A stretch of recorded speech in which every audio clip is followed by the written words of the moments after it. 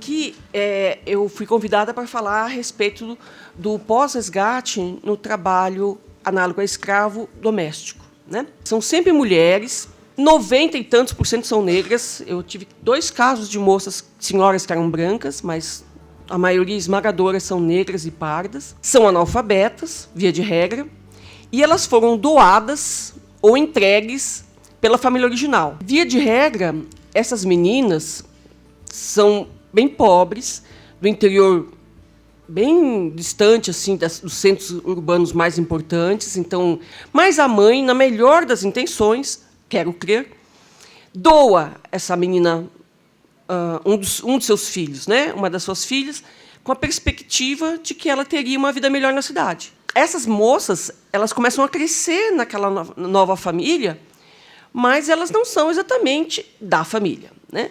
Porque elas, assim que chegam, começam a lavar um prato, passar um paninho ali, né? Dar uma olha aquela criancinha, uma criança mais nova, dá uma olhadinha, né? E aí ela normalmente não vai para a escola, porque ela tem que cuidar dos pseudo-irmãos que ela tem.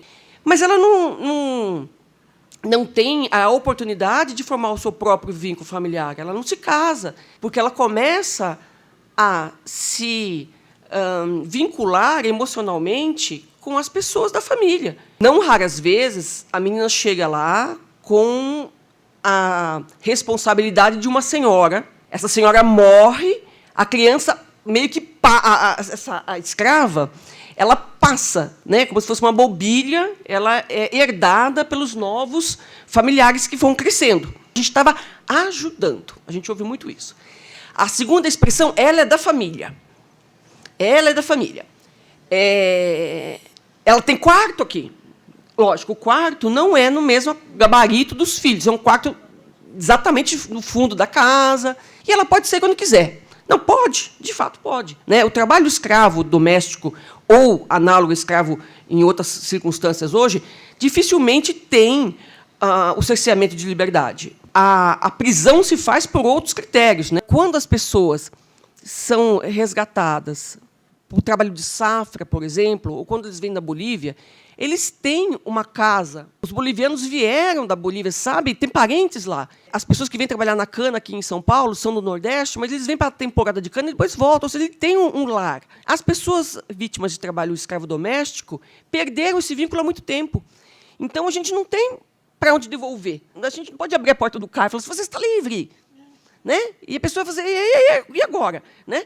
Então, elas precisam de alojamento, precisam de alimentação, precisam de acolhimento psicológico, muito importante, porque elas, às vezes, elas não querem sair da casa, não querem sair de jeito nenhum, porque ali é o único núcleo familiar que elas conhecem. E se a gente tira de lá e põe num hotel, não raro a pessoa pensa em suicídio, porque ela não tem nada, ela está sozinha ali, abandonada. Ela é vítima 2 vezes. Então, por isso, o CAMI é tão importante, que o grupo de assistentes sociais e tem também psicólogos envolvidos ajudam essa pessoa a entender o que aconteceu com ela, tem convívio com outras moças na mesma circunstância. Também elas precisam de bancarização, ou seja, ter documento para abrir uma conta bancária, para poder manipular o seu próprio dinheiro, cuidados com a saúde, porque quando elas começam a não ser mais úteis no serviço doméstico, que elas são velhinhas, com artrose, já não enxergam direito, aí é interessante se livrar dessa senhora. E só para constar, juridicamente falando, existe um fluxo de atendimento. Há órgãos que recebem a denúncia, outros que vão fazer o resgate, depois outros que vão fazer o acolhimento, e as medidas administrativas e judiciais que são tomadas em seguida, né? Porque essas pessoas que fizeram esse crime têm que ser responsabilizadas. Então, essa pauta hoje, dentro do desenho da Secretaria, ela é uma pauta integrante da Coordenação de Proteção Especial. E aí a nossa ideia era a discussão para a implementação de um fluxo integrado em parceria com o município, né? O atendimento ele já acontecia, né? O MPT já tinha uma articulação com o CAMI, que já fazia esse trabalho. Então, a chegada do município neste fluxo e a construção do fluxo é para oficiar, né, oficializar que a municipalidade faz parte, é parte integrante deste processo nessa construção e execução do trabalho, para poder pensar quais são as nossas possibilidades, como é que a gente, dentro das nossas condições enquanto município, daria conta de atender a pauta, entendendo que era uma responsabilidade da municipalidade fazer o acolhimento e o atendimento dessas mulheres. A gente está falando de tratar de pessoas, de cuidar de pessoas, né? Então, a gente precisava pensar um fluxo que pudesse ser acolhedor e rápido. Então, o MPT recebe a denúncia, faz a demanda inicial, né? O CAMI, que hoje é a organização responsável pelo atendimento inicial dessas mulheres, faz o acolhimento provisório. O CAMI encaminha para a secretaria, né, para a Coordenação de Proteção Social Especial, que faz a avaliação da demanda. Vários caminhos podem surgir. Ela pode voltar para a família, né, se existir uma família de origem, ela é referenciada em equipamentos e serviços da média complexidade, que vai poder dar o acompanhamento e o atendimento não só para a mulher, mas para a família que vai recebê-la. Passa-se muitos, 20, 30 anos, essa pessoa não está na nossa família, e, de repente, ela chega, né, e ela chega com diversas demandas, né, principalmente do ponto de vista psicológico e emocional. Sendo uma mulher sem nenhuma referência, sem nenhuma retaguarda, sem nenhuma outra possibilidade, ela vai ser encaminhada para a nossa rede de atendimento, de acolhimento. Como a gente está falando de mulheres especificamente idosas, possivelmente serão acolhidas em centro de acolhida para idosos ou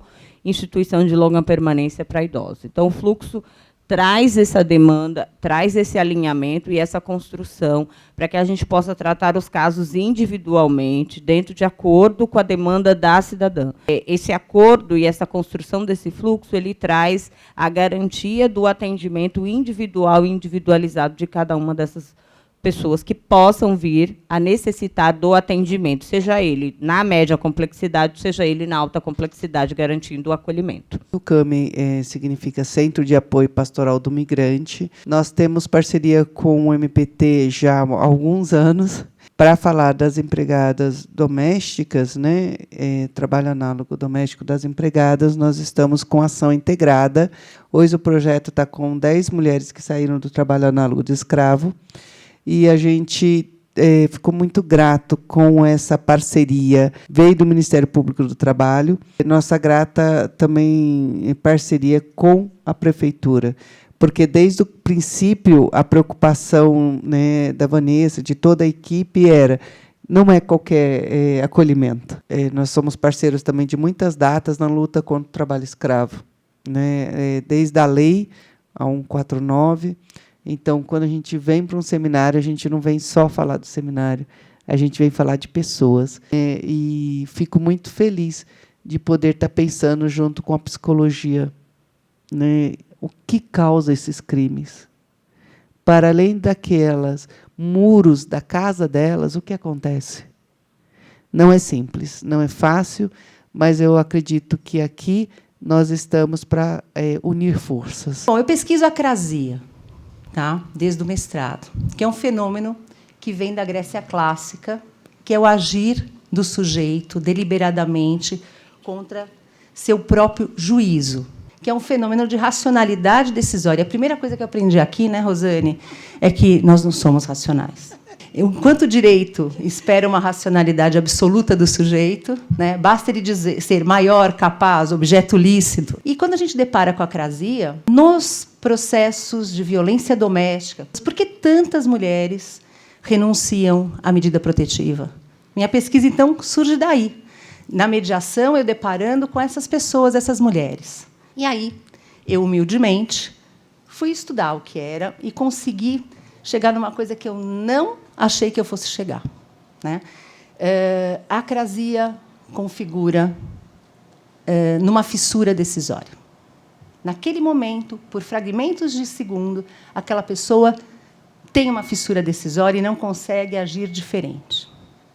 Como que eu cheguei nesse tema? Porque eu estou lá, né, no campo da violência doméstica, homem, mulher, Projeto IN, procurando a doutora Lorena, que era do TRT, falou, eu estou com um problema. Eu tenho uma trabalhadora que foi resgatada administrativamente pelo Ministério Público do Trabalho, quando ela estava no hospital, com a barriga aberta, e a médica falou, mas por que sua barriga está aberta? Né? Porque eu não pude me recuperar de uma cirurgia. Mas por que não? Porque a minha família não me deixou descansar. Por que sua família? Aí chegou à conclusão que ela era uma trabalhadora em condição análoga à escrava, foi feito o resgate, colocada numa família, ela volta para o cativeiro. E aí a grande questão que nós tínhamos no mundo jurídico é o seguinte: maior, capaz, quer ficar no cativeiro? Fica. E as decisões eram um pouco nesse sentido, né, doutora Andréia? E a doutora Aline veio me procurar. E a gente teve uma longa conversa. Tem nome isso que está acontecendo, a doutora Aline também falou, é a acrasia.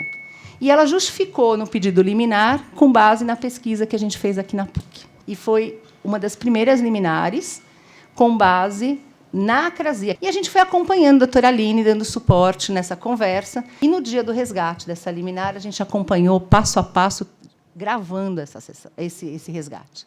E é muito assustador como ela estava desesperada, querendo ficar naquele cativeiro. E como a família falava, exatamente o argumento que a doutora Andréia traz, né, o argumento deles. Mas é família, né? A gente cuida bem, dormia no quarto com a gente, no chão, né?